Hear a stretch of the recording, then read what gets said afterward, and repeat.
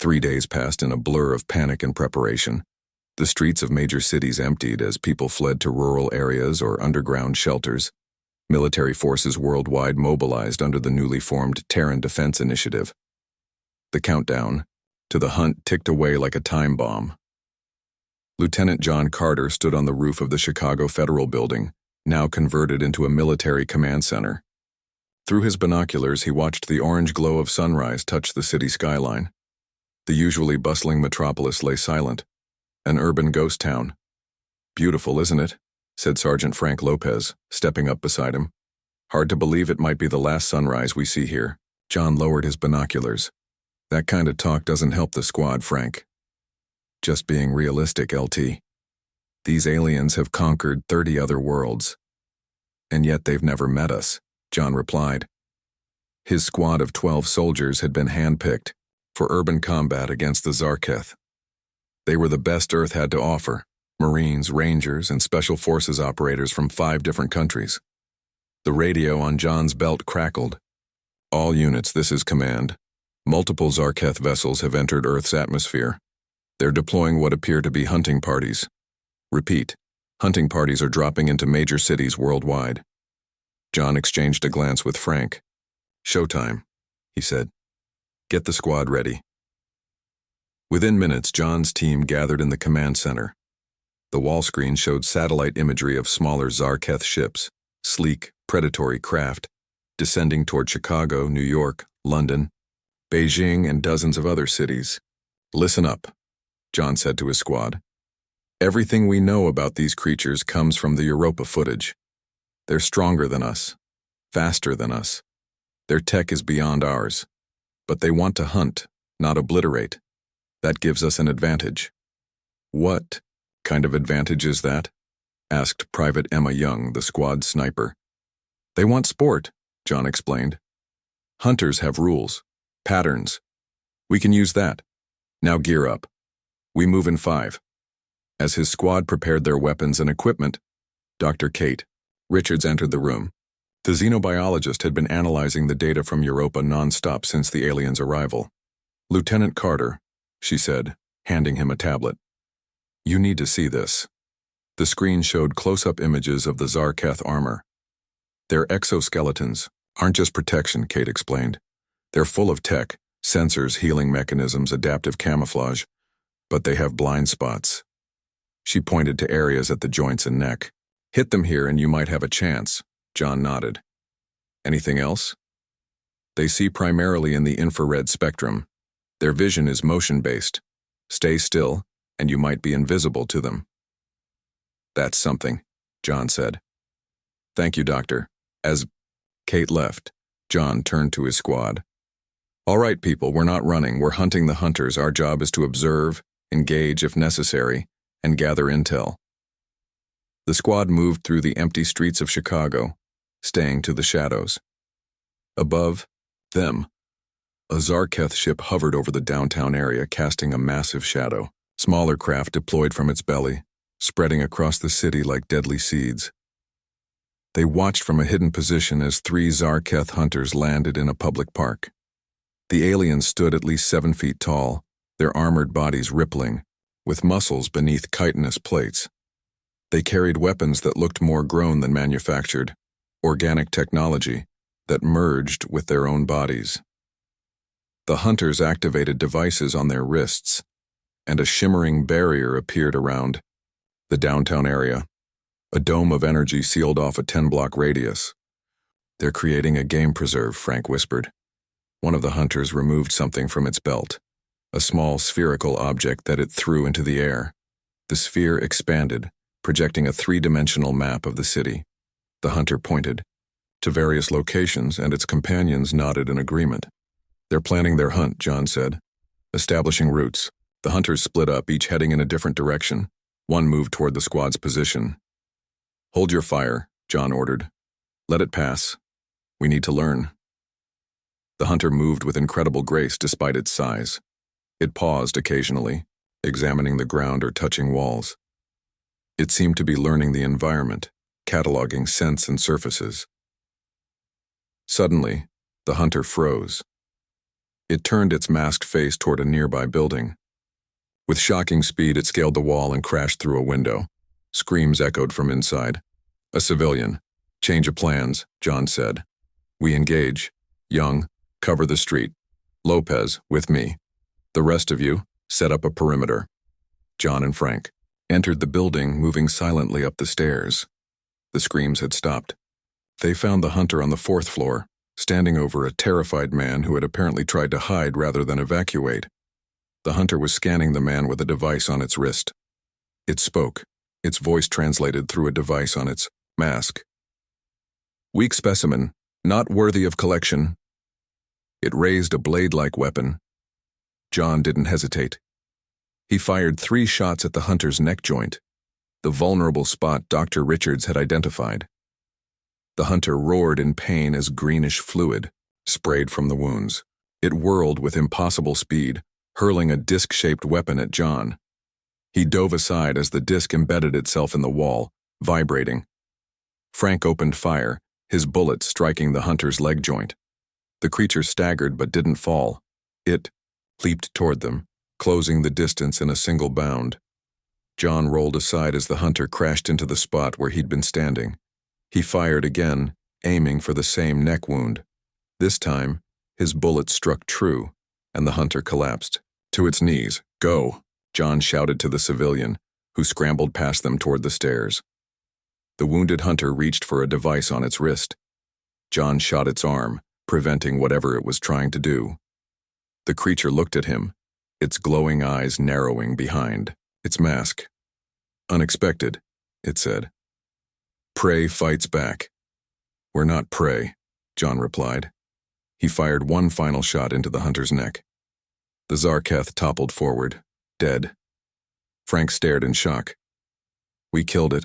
We actually killed one. Before John could respond, a piercing howl echoed across the city, a sound that seemed to shake the very air. The other hunters had sensed their companion's death. We need to move, John said. Now. They regrouped with the squad and retreated, through the sewers, carrying parts of the dead hunter's armor and weapons. As they moved underground, they heard the enraged cries of the Zarketh above, searching for the humans who had killed one of their own. Back at the command center, Dr. Richards examined the alien technology with wonder and fear. This changes everything, she said. No species has ever killed a Zarketh hunter before. Admiral Laura Winters appeared on the main screen, her face stern but showing a hint of hope. Lieutenant Carter, your squad has accomplished something unprecedented. The aliens are reacting with shock across all hunting zones. They've called in reinforcements. I'm sorry, Admiral, John said. We didn't mean to escalate. No apologies needed, she interrupted. You've shown us they can be killed. That's worth any escalation. She looked off screen for a moment, then back at John. We've intercepted their communications. The one you killed was a junior hunter. Their leader, this Cavex, is, well, he's impressed and angry. What happens now? John asked. Now, Admiral Winters said, the real hunt begins. They're bringing in their elites. But you've given us something precious, Lieutenant. What's that, Admiral?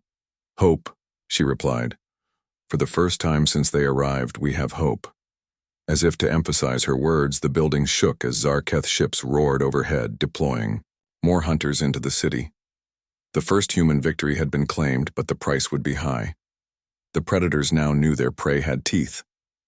The stars shone cold and distant as the UES Valiant cut through the darkness of space. Captain Sam Blackwood stood on the bridge, his weathered face illuminated by the soft blue glow of the ship's controls. He had been in space for 15 years, but the vastness of it still filled him with wonder and unease. Captain, we're receiving a distress signal from Europa Research Station, said Communications Officer Diane Miller, her fingers dancing across her console. It's fragmented, but I'm picking up words like attack and unknown entities. Sam straightened his uniform. How long until we reach Europa? 3 hours at maximum speed, sir, replied Navigator Eric Jones. Make it 2, Sam ordered. Alert. Security teams to prepare for possible hostile contact. As the Valiant accelerated toward Jupiter's icy moon, Sam couldn't shake the feeling that this was more than a typical emergency. The station's 32 scientists had been studying Europa's subsurface ocean for signs of life. They weren't the type to panic easily. Security Officer Allison Murphy approached Sam, her hand resting on her sidearm. "Teams are ready, Captain, but we're flying blind here. No intel on what we're facing." "Sometimes that's the job, Murphy," Sam said, offering a grim smile. "We go in, we assess, we adapt." The Valiant arrived at Europa to find the research station's external lights flickering. No response came to their hails. The station hung silent against the stark white landscape of the moon. "No signs of structural damage," reported Officer Jones. "Life support is operational." Sam nodded. "Murphy, take your team in. Full tactical gear. I want constant communication." Murphy led a team of 6 security personnel onto the station via the main airlock. Sam watched through their helmet cams as they moved through the eerily quiet corridors. The interior was intact. No signs of explosive decompression or conventional attack, but strange viscous material-coated sections of the walls and floors. "What is this stuff?" Murphy's voice came through the comms, her camera focusing on the slick, greenish substance.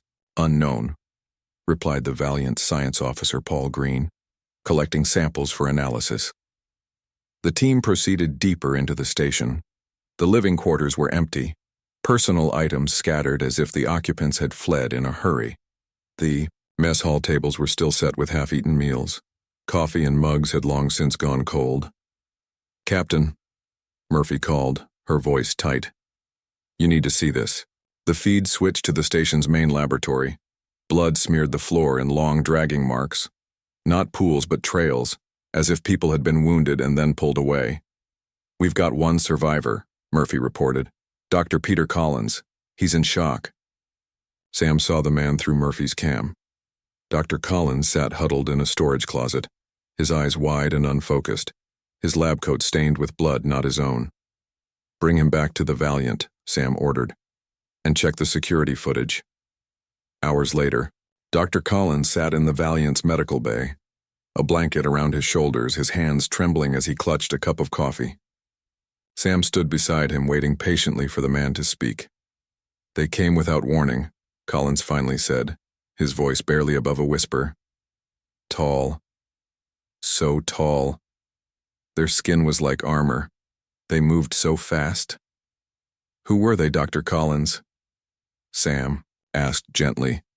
"Pirates, terrorists." Collins shook his head violently. "Not human. Not from here. They spoke. Their voices." He shuddered. "Like rocks grinding together. They called us specimens, said we were worthy prey." Murphy entered, the medical bay, carrying a tablet. "Captain, we recovered this from the station's security system." The footage was grainy, captured from a camera in the corner of the lab. It showed the scientists working normally, then freezing as the main doors slid open. The figures that entered moved with frightening speed, at least 7 feet tall with broad shoulders and elongated limbs. Their bodies seemed covered in overlapping plates, like insectoid armor. Their faces were hidden behind masks or helmets, with strange, glowing eyes the scientists scattered. The creatures moved with shocking efficiency, selecting targets and bringing them down with precise strikes, not killing them, immobilizing them, then carefully collecting them. One creature paused and looked directly at the camera. It tilted, its head, then reached up with a clawed hand and placed something on its mask. It spoke, the sound distorted but clearly not human language. The translation appeared as text, "Inferior specimens but adaptable, worthy of study before the hunt." Sam felt cold sweat on his back. "Did they leave any other messages?" "Just one," Murphy said, pulling up another video file. This one showed a different creature, larger than the others, standing in the station's communication center. It spoke directly to the camera, the translation appearing below. "To the dominant species of this system, we are the Zarketh. We hunt the worthy. Your kind has potential. We will test your adaptability. Prepare your defenses. The hunt begins when we return." That was 12 hours ago, Murphy said. Sam was about to respond when the ship's alarms blared. Captain to the bridge, emergency, came Officer Miller's voice over the intercom. On the bridge, chaos reigned. Multiple unknown vessels have appeared in orbit around Mars, Officer Jones reported. They're massive, sir. The main screen showed the red planet, now surrounded by 7 enormous ships, each at least 5 times the size of the largest Earth vessel. Their design was organic, almost like massive insects with folded wings. We're receiving transmissions from all over the solar system, Officer Miller said, her voice shaking. New Dawn colony on Titan. Gone. Mining operation on Ceres. Everyone taken. Research team on Phobos. Same thing. And now a direct transmission, said Officer Jones. It's being broadcast to every human settlement and ship in the system. The main screen flickered and a face appeared, if it could be called a face. Chitinous plates formed a skeletal structure around glowing yellow eyes. Mandibles clicked as it spoke, the computer translating, Humans of Earth. I am Kavex, Grand Hunter of the Zarketh. For 10,000 cycles we have hunted the worthy across the stars. You are the first species in this sector to merit our attention. Your adaptability intrigues us. Your tenacity amuses us. Your technology is primitive, but your minds are not. We will hunt you. Those who survive may earn respect. Those who do not will nourish our broods. Prepare yourselves. The hunt begins in 3 of your planetary rotations. The transmission ended. The bridge fell silent. Admiral Laura Winter's face appeared on a secondary screen, broadcasting from Earth Command. Captain Blackwood, you've had direct contact with these Zarketh. What are we dealing with? Sam looked at the images of the alien ships, then at Dr. Collins' terrified face on another monitor, and finally at Murphy, whose expression had hardened from fear to determination. We're dealing with predators, Admiral, Sam said. They've never lost a hunt, but they've never hunted humans before. All Earth governments are mobilizing, the Admiral said. We're implementing the Unified Defense Protocol. The Valiant is to return to Earth immediately to join the defensive fleet. As the Valiant changed course for home, Sam stared at the alien ships on the screen. Humanity had dreamed of first contact for centuries. No one had imagined it like this, being marked as prey by the galaxy's apex predators. They think we're just another hunt, Sam said quietly to Murphy. Let's show them. Why, that's a mistake. 2 weeks into the invasion, Earth had become a battleground. The Zarketh had established hunting zones in every major city, but humanity was not playing the role of helpless prey. Reports of hunters killed by military and civilian resistance. Groups came in daily. Each victory was hard-won and costly, but the message was clear. Humans would not be hunted without a fight. Dr. Kate Richards worked tirelessly in her lab beneath the Chicago Command Center. Around her, tables were covered with pieces of Zarketh technology and biological samples. The dead hunter that Lieutenant Carter's team had killed provided valuable insights into their enemy. Look at this, Kate said to Ben Martinez, the military engineer assigned to her team. She pointed to a microscope display showing alien cells. Their genetic structure is modified. These aren't natural beings. Ben leaned closer. What do you mean? The Zarketh have engineered themselves, Kate explained. They've sacrificed certain brain functions to enhance their hunting abilities. They're like biological weapons designed for a single purpose. Ben picked up a piece of the hunter's armor. And their tech is the same way. It's not built, it's grown. Half machine, half living. Tissue. The door opened and John Carter entered. His face was thinner now, marked with new scars from recent battles. His squad had become legendary. The first humans to kill a Zarketh, now known as the Predator Killers. Tell me you have something good, Doc, John said. Kate nodded. Their healing ability comes from these structures in their armor. She pointed to small pod-like growths on the hunter's breastplate. They inject a regenerative compound when the hunter is wounded. Destroy these, and they can't heal. That's something, John said. Anything else? Ben held up a device he had been working on. Their communications, we've been trying to crack their language. It's complex, but we're making progress. The real breakthrough is this. He activated the device and it projected a 3D map of Chicago. with glowing dots moving through the streets. We can track them now. This shows all Zarketh movement in the city. John studied the map. This changes everything. We can predict their hunting patterns, set ambushes. There's more, Kate said, her voice growing excited. We've captured one. Alive. John's eyes widened. Where? Kate led John and Ben to a reinforced containment room. Through a thick window they could see a Zarketh hunter restrained to a metal table. Unlike the others they had encountered, this one's armor was damaged and partially removed. Its actual skin was visible, pale and mottled with bioluminescent patterns. We caught it in a trap designed by some college students, Kate explained. An electrical net that shorted out its armor systems. It's been mostly unconscious, but it's waking up now. The hunter's eyes opened. 4 glowing yellow orbs that swiveled independently in their sockets. It pulled against its restraints but couldn't break free. Can it understand us? John asked. We think so, Kate said. Their translation technology works both ways. We've been talking to it, trying to learn about their society. The hunter suddenly spoke, its voice raspy without the mask's translation. Humans. Clever prey. John approached the window. We're not prey. We're equals. The hunter made a sound like rocks grinding together. Laughter. No equals, only hunters and prey. What's your name? Kate asked. The hunter was silent for a moment. Surtuk, junior hunter of the Vorkesh clutch. Why are you hunting us? John demanded. To test, to feed, to prove dominance. Surtuk's eyes focused on John. You killed Morlach. First prey to kill hunter in many cycles. Kate stepped closer to the window. We don't want to be hunted. We want peace. No peace with prey, Surtuk said. Only hunt or ignore. Humans too interesting to ignore. You fight differently. Other prey species flee, hide, beg. Humans fight back. Sacrifice for group. Unpredictable. John studied the alien. You sound almost impressed. Impressed, yes, Kavek's Grand Hunter is obsessed. Studies human history now, war tactics, adaptation. Never seen prey like humans. This information was valuable. If the Zarketh leader was studying them, perhaps they could use this against him. On the Valiant orbiting Earth, Captain Sam Blackwood reviewed the plan one final time.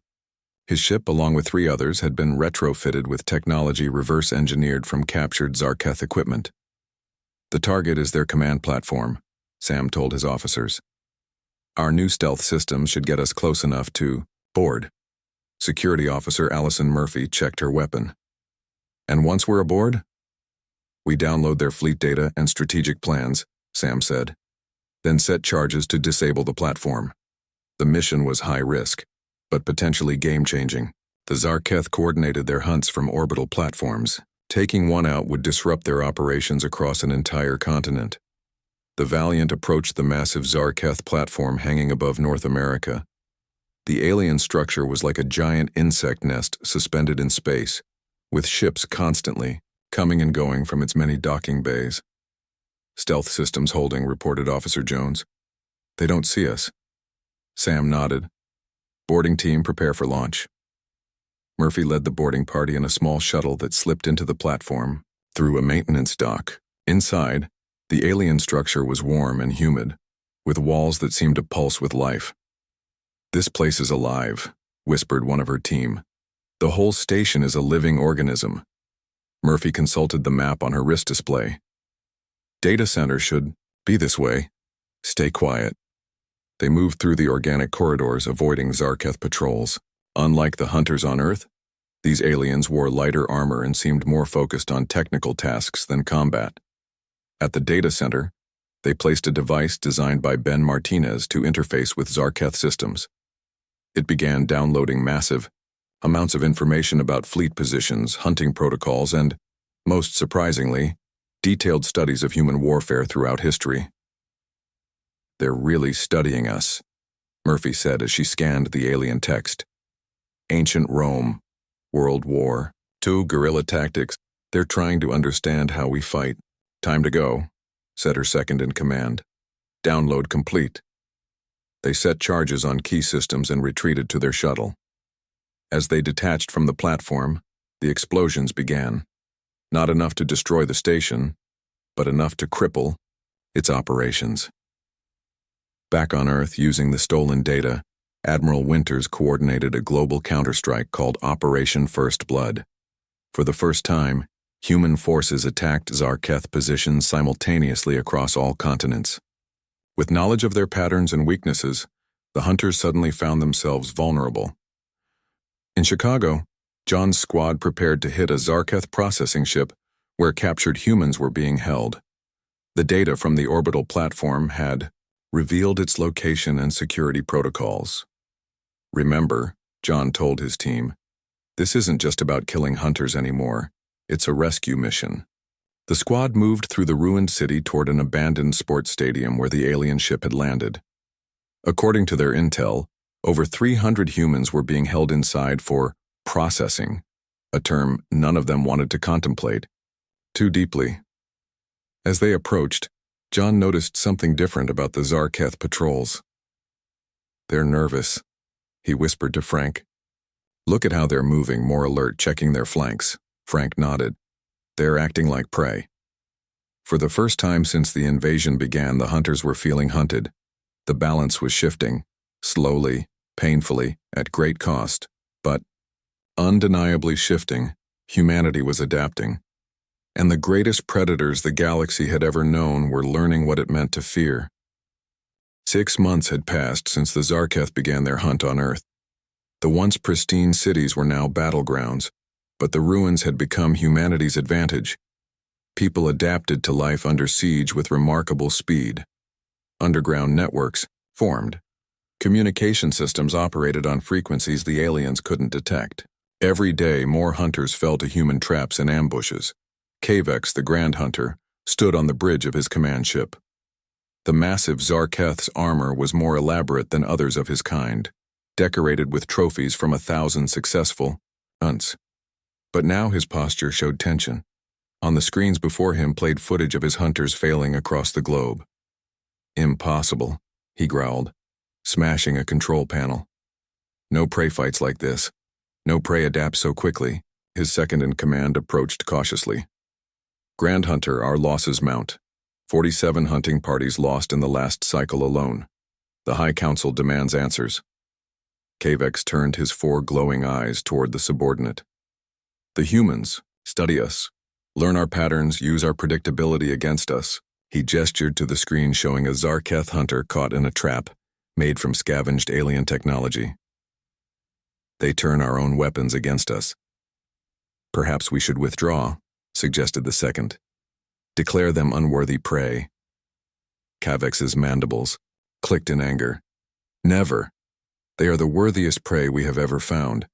I will not admit defeat. On the ground, Lieutenant John Carter led his expanded forces through the ruins of Chicago. What had begun as a 12-person squad was now an army of 300, soldiers and civilians trained in anti-Zarketh tactics. They called themselves Predator Killers, and their methods had spread worldwide. Status report, John said into his radio as his team moved between buildings. North team in position, came Frank's voice. East and West teams ready. South team reports Zarketh patrol approaching their location. Hold positions, John ordered. Let them enter the kill zone. They had prepared this section of the city for days. A careful arrangement of false heat signatures, tripwires, and ambush points. The Zarketh still relied too heavily on their technology and hunting instincts. They hadn't adapted to human deception. 5 hunters entered the trap, moving with their characteristic confident grace. They followed the heat signatures, believing they were tracking human refugees. Instead, they were being herded toward the center of the kill zone. Now, John said into his radio. From all sides, humans equipped with reverse-engineered Zarketh weapons opened fire. The hunters tried to activate. Their shields, but localized EMP devices, designed by Ben Martinez, had disabled their systems. 3 fell immediately. The 4th managed to throw a blade that caught a human fighter in the shoulder before it too was brought down. The 5th and largest hunter broke through the initial barrage and charged toward John's position. John stood, his ground.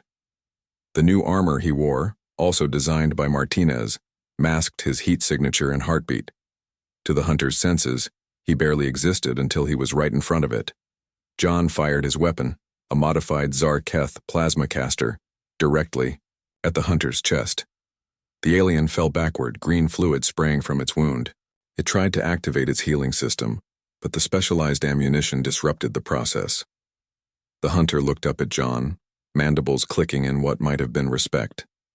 "Worthy prey," it gasped before dying. John turned to his team. "Collect their weapons and tech. We move to the next phase." Back at the command center, Dr. Kate Richards had made a breakthrough. She stood before Admiral Winters and the military leadership, her face showing both exhaustion and excitement. "It's ready," she announced. "The bioweapon specifically targets the Zarketh's genetic modifications. It won't kill them outright, but it will disable their accelerated healing and enhanced strength." Admiral Winters studied the vial of cloudy liquid Kate held up. "How do we deploy it?" "That's the beautiful part," Kate said. "We use their own delivery systems against them. Their ships constantly release atmospheric compounds to make Earth more comfortable for their biology. We can introduce our agent into those systems." "What's the coverage area?" asked a general. "Global," Kate replied. "But we need access to their primary atmospheric processor on the main ship." The admiral nodded. "We'll get you there. Captain, Blackwood's fleet is ready for Operation Pray No More." In orbit, the UES Valiant led a small fleet of ships equipped with reverse-engineered Zarketh technology. Captain Sam Blackwood watched the massive alien mothership through the view screen. It hung above Earth like a malevolent insect, coordinating the global hunt. "All ships report ready, Captain," said Officer Miller. "Begin the approach," Sam ordered. "Activate stealth systems." The human ships moved toward the mothership, their signatures masked by technology that Ben Martinez had developed from studying Zarketh systems. The aliens had never expected their prey to turn their own stealth technology against them. "They're not detecting us," reported Officer Jones. "Boarding teams standing by." Sam nodded. "Launch when ready." Small shuttles detached from the human ships heading toward specific points on the massive alien vessel. Each carried specialist teams with different objectives, one to disable defenses, one to recover captive humans, and one led by Dr. Richards to access the atmospheric processors. On the Zarketh mothership, alarms finally sounded as the first team breached the hull. Kavex roared in fury when he realized what was happening. "Impossible," he bellowed. "The prey attacks the hunter's den?" His officers scrambled to respond, but confusion spread through the ship. They had never faced such a situation before. In all their history of hunting across the galaxy, no prey species had ever dared to attack a Zarketh mothership. Kate and her team moved through the organic corridors of the alien vessel, following maps created from data stolen in previous raids. Two soldiers flanked her, while Ben Martinez worked to bypass the alien security systems. "The processor should be through this chamber," Ben said, gesturing to a large membrane-like door. The team entered a vast room filled with pulsing organic machinery, tanks of swirling gases connected to massive distribution systems. "This is it," Kate said, removing the vial from her protected case. "This will neutralize their biological advantages." As Ben worked to create an access point for the bioweapon, guards entered the chamber. Kate ducked behind machinery as plasma bolts sizzled overhead. The soldiers returned fire, buying time for Ben to complete his work. "Ready," Ben shouted, revealing an injection port in the main distribution line. Kate rushed forward, dodging enemy fire, and inserted the vial. The system hissed as it accepted the new compound, mixing it into the atmospheric distribution. "It's done," she called. "Fall back to the extraction point." Throughout the mothership, the Zarketh began to feel the effects. Their enhanced strength wavered. Wounds that would have sealed in seconds continued to bleed. For the first time, the apex predators of the galaxy experienced vulnerability. Kavex staggered on the bridge, feeling his carefully engineered body betraying him. He watched in disbelief as human forces pushed deeper into his ship, facing increasingly disoriented and weakened hunters. They did not just adapt, he realized. They evolved their strategy. They studied us more thoroughly than we studied them. For the first time in his long life as a hunter, Kavex felt something new, respect mixed with fear. On screens across the mothership, he watched as human forces liberated captives, disabled systems, and systematically took control of key areas. It wasn't random, it wasn't panicked. It was methodical, planned, executed with precision that rivaled the Zarketh's own hunting protocols. The humans weren't just prey fighting back. They had become hunters themselves. Kavex opened a channel to the High Council. "Send the enforcers," he said, his voice grim. "The hunt has changed." The Zarketh reinforcement ships appeared above Earth like massive shadows against the stars. These were not hunting vessels, but enforcers, ships that the Zarketh sent only when a hunt had gone terribly wrong. Their arrival signaled something, unprecedented in Zarketh history. The High Council was intervening to end Kavex's failed hunt. Admiral Laura Winters stood in Earth Command, watching the new arrivals on the main screen. Around her, military leaders from nations worldwide waited in tense silence. "What are we looking at?" she asked. 7 new vessels," replied the tactical officer. "Different design from the hunters. Heavily armed." A communication request flashed on the screen. The admiral nodded and the image changed to show a Zarketh unlike any they had seen before. Its exoskeleton was white instead of black, its eyes a cold blue rather than yellow. "I am Vortal, Enforcer Prime of the Zarketh High Council," it said. Its voice translated smoothly. "The hunt is terminated. Kavex has failed in his judgment of your species." Admiral Winters stepped forward. "We did not ask to be hunted. We defended ourselves, as is our right." "Indeed," Vortal responded.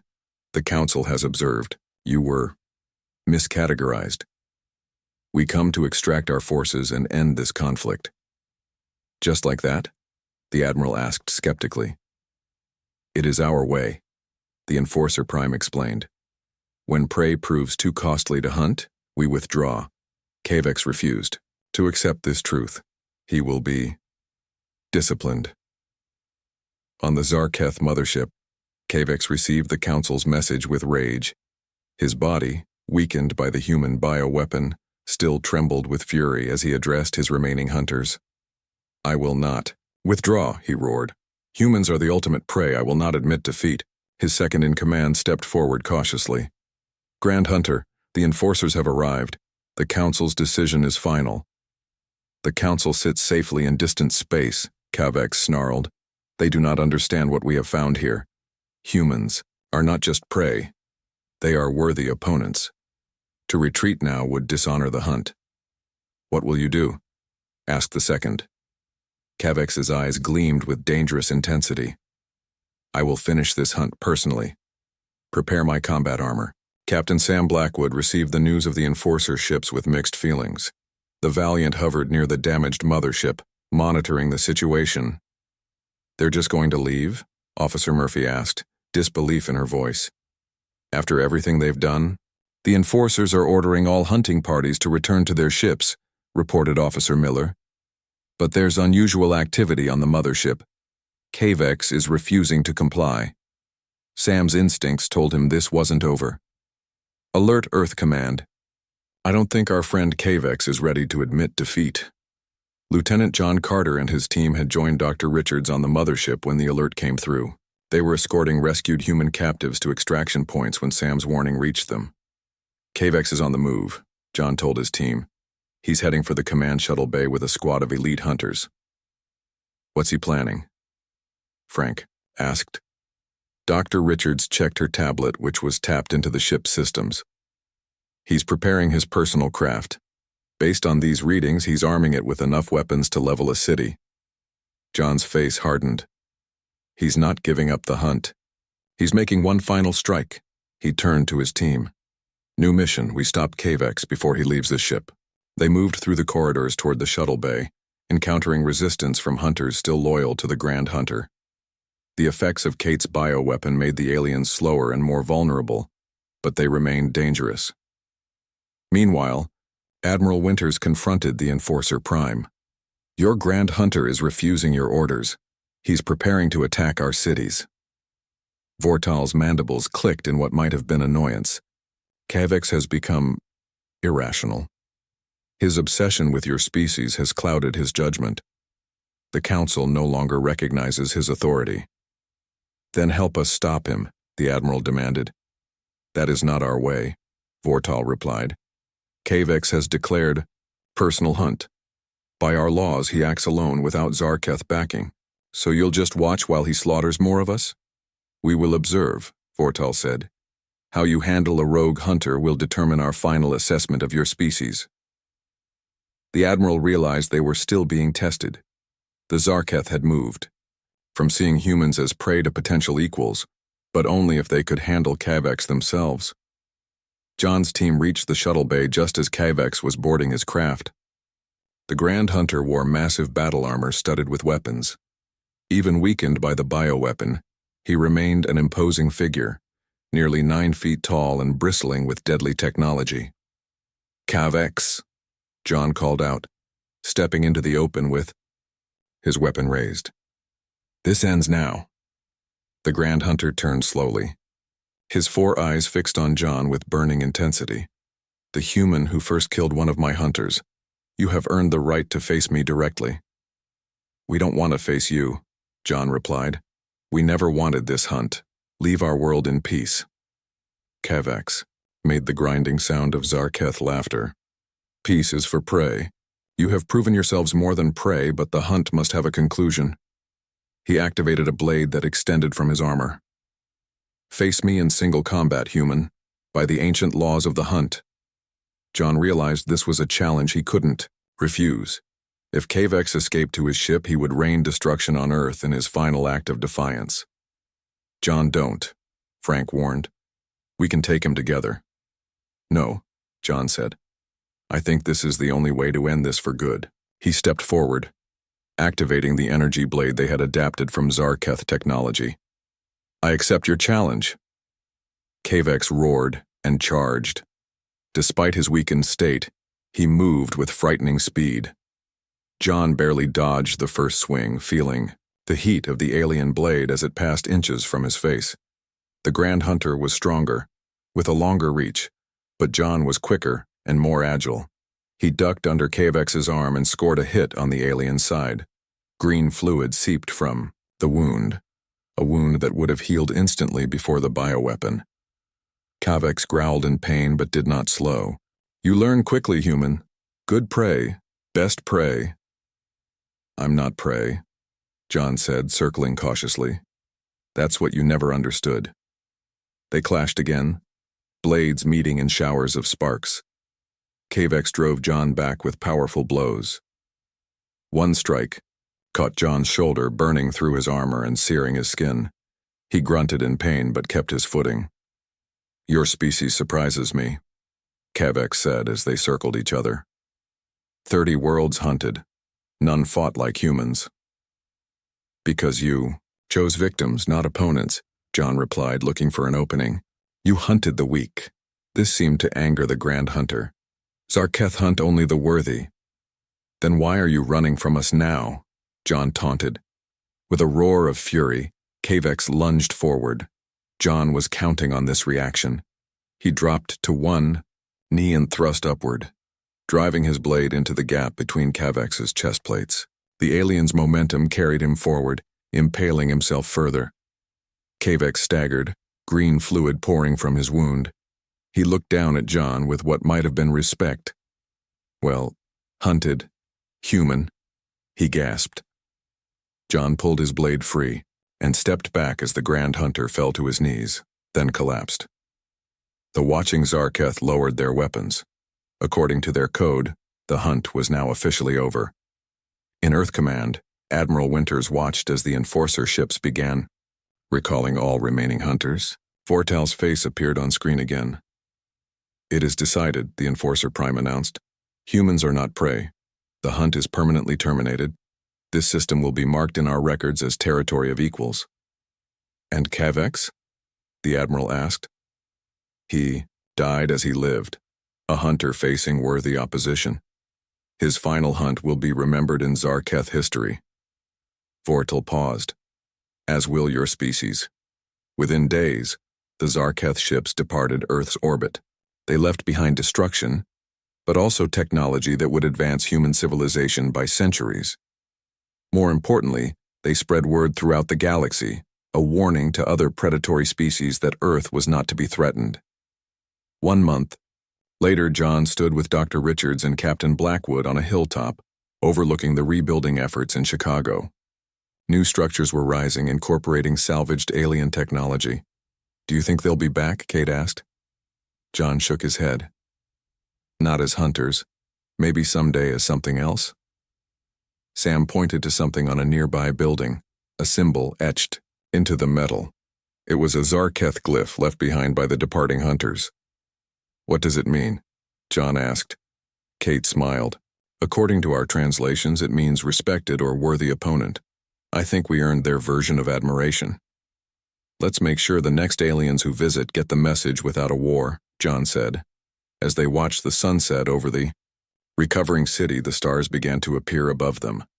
The galaxy seemed different now, no longer a mystery, but a neighborhood where humanity had made its stand.